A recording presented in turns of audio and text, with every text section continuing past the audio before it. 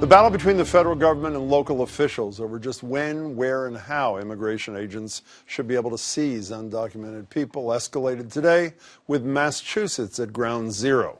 Last week, U.S. Attorney Andrew Lelling indicted a state judge for allegedly helping an undocumented defendant evade an ICE agent.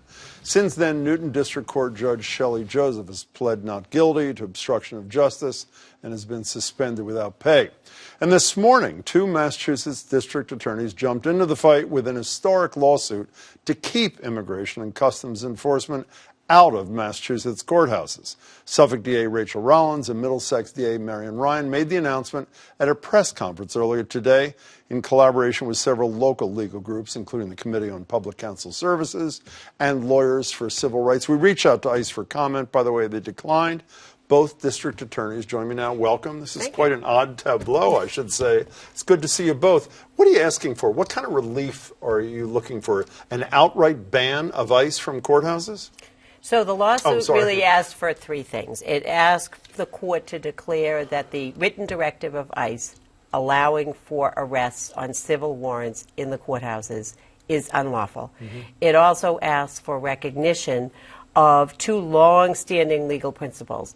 Number one, that people have a constitutional right to access the courts, and number two, that in addition to that right, there is a Massachusetts and a federal privilege recognizing that people are free to come and go from courthouses without being arrested. And we're asking for an injunction to have ICE stop the arrests in the courthouse. And Dave Rollins, this is not an abstract legal principle you two are embracing. This is based upon evidence you suggest that the current situation with ICE is discouraging witnesses, defendants, a whole host. Fill in some blanks for me. What are your major concerns? Major concerns are that district attorneys we're not allowed to do our job.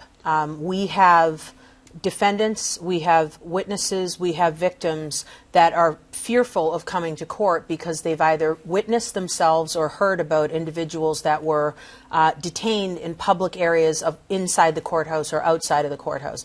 That doesn't allow us to get witnesses into court when we have homicide trials or other serious trials, or candidly, if we have defendants that are charged with violent crimes and they're civilly arrested by ICE before we get an opportunity to hold them accountable, our victims don't get their day in court.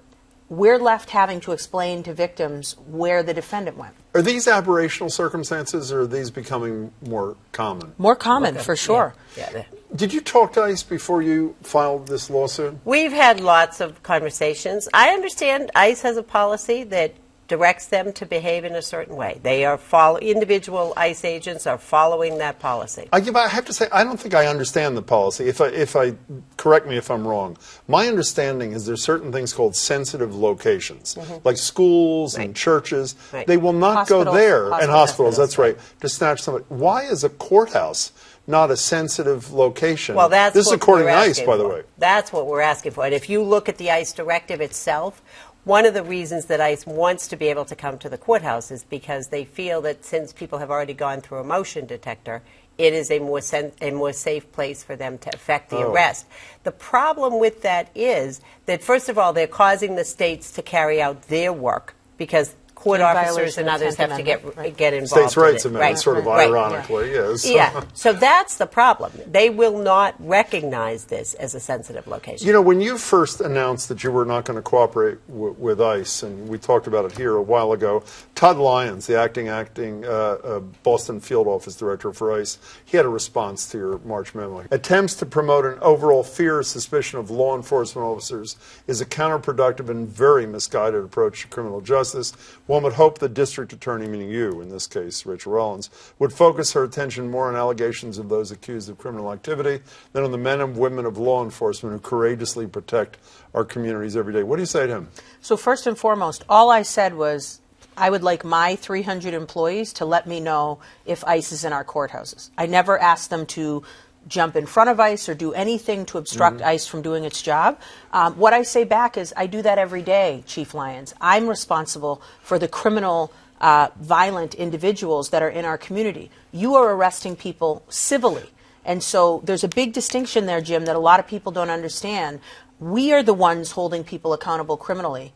And when they arrest somebody civilly before they've got their day in court, I have multiple situations of child rape, my Uber rape that just happened, 2 counts of rape. That individual is detained by ICE. They were going to deport him in 60 to 90 days. What do I say to that victim? How do I explain to her that the defendant is gone? D.A. Ryan? To give you really some couple of practical examples, we've had at least 2 cases where we have been mid-trial. The court took either the morning break or the lunch break. When court came back into session, we were missing either a critical witness or an offender. ICE had seized a witness or a defendant in the middle of a trial? So there's a misunderstanding here that this is in some way that we are not enforcing the law. We are seeking to enforce the law to finish Criminal the prosecution of our cases. And also what people are forgetting is that very often these people are being apprehended by ICE. They go downtown to the immigration court. They're being released on bail. So think of the irony. The criminal case has been dismissed. They are now at liberty in the community, and we have victims and witnesses that we can't tell them where those people have gone. And we have an obligation, Jim, I'm sorry, under general laws in Massachusetts, a victim rights bill, that we are obligated to tell victims what's happening. We're not able to do that. You know, I think in simple language you explained your legal cause of action a few minutes ago.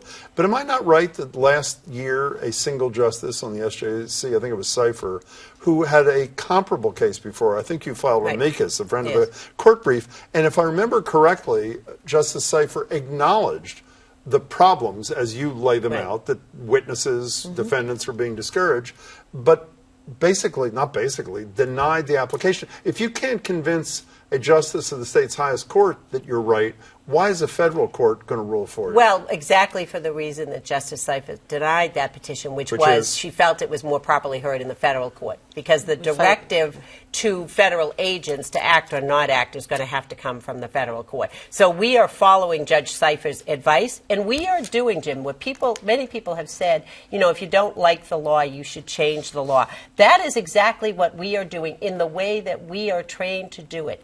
The United States is about the rule of law, about using courts. That's what we've done. We don't like what ICE is doing, so we are not defying ICE. We are not disobeying. We are seeking to change the law. You know, as I don't have to tell you, but obviously your litigation comes just days after Judge Joseph, as I described, was indicted by Andrew Lelling. Is that just a coincidence, or is the timing intentional? Yeah, it's really a coincidence. If you look at the length and breadth of the complaint that we have filed, this complaint's been in the works for almost 2 years now, well over a year. But the one place that those two things overlap is that even what happened in Newton shows us that we do need what we're asking for in this lawsuit, and that is a clear policy that addresses the assault on our justice system. What do you think of Lelling's prosecution of Judge Joseph? You know, it's an open case, and we certainly would not want other people commenting on our open prosecutions. Are you going to take the same position? I'm going to be nice, and I'm going to listen to my colleague and not say anything. What if you weren't being nice? What would you say? I am inclined to agree with what the Attorney General said. Maura Healey. Yeah. Who eviscerated the U.S. Attorney. Listen, what I can tell you is as a person who's responsible for determining where my resources go as a DA, we have an opioid crisis that is rampant. We have children with guns in their hands crossing state lines. We have sex workers that are overwhelmingly immigrants, and this is what our federal government is spending its money on right now. I have a lot of questions. Is there room for compromise here? If ICE sat down, for whatever reason, either because they think you have a good case or in matters of fairness and equity, in that one case you described where everybody loses just a couple of minutes ago, is there room for compromise, or is your bottom line they may not come into the courthouse, period? Well, what this lawsuit does not raise, and what I don't think any of us have any problem with, is someone who is in custody for whom ICE has a detainer. When their criminal case is over, ICE coming to the courthouse and taking that person. We understand. Are you okay with that? That we understand that is ICE's job. What we are saying is show us the same respect. Let us finish during our the case. pendency of our So let me be clear. You're both okay with at the conclusion of a matter. You're okay with ICE's presence at that point? My understanding of the conclusion of a matter is if you are found guilty and you serve your sentence, you can be deported. That's what I have said many, many times. No, I am in no way saying I don't think ICE has the authority to detain people and remove them. But I need to be clear. What is happening, Jim, is they're removing people before they're held accountable, and then those individuals are returning into our country with a new name and raping someone in a different community. That's not keeping us safe. What do you do if you lose this case here? What do you do? I mean, I know you were pretty angry last time you were here. Was I? About, I thought I was incredibly pleasant. Well, about ICE's intrusion, and it sounds like you are too. What happens if you don't prevail here? What do you do vis-a-vis ICE? Well, the case will obviously wend its way through the federal court. If I think we have the better of this argument, when you look at the precedent behind it, when you look at who we are as Americans in terms of our court system, if we are not successful, we'll obviously evaluate our chances going forward. You know, that will move us quite a way down in time. And what do you do during the pendency of this proceeding?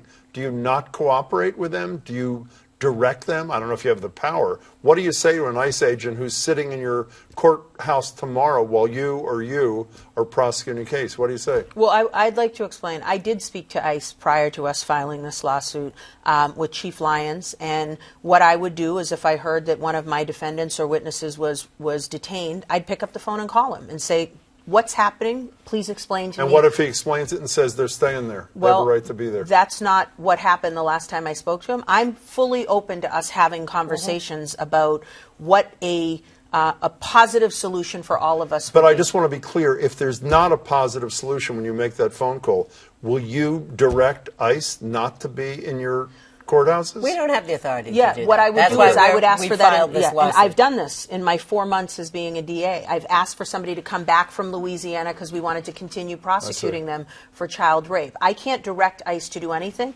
nor would I ever instruct my employees to obstruct ICE in doing their job. I just want to be notified so we can appropriately, object. DA Ryan, I really appreciate your time. Thank you thank so you. much. Thanks for having us. DA Rollins, Thank you you. as well.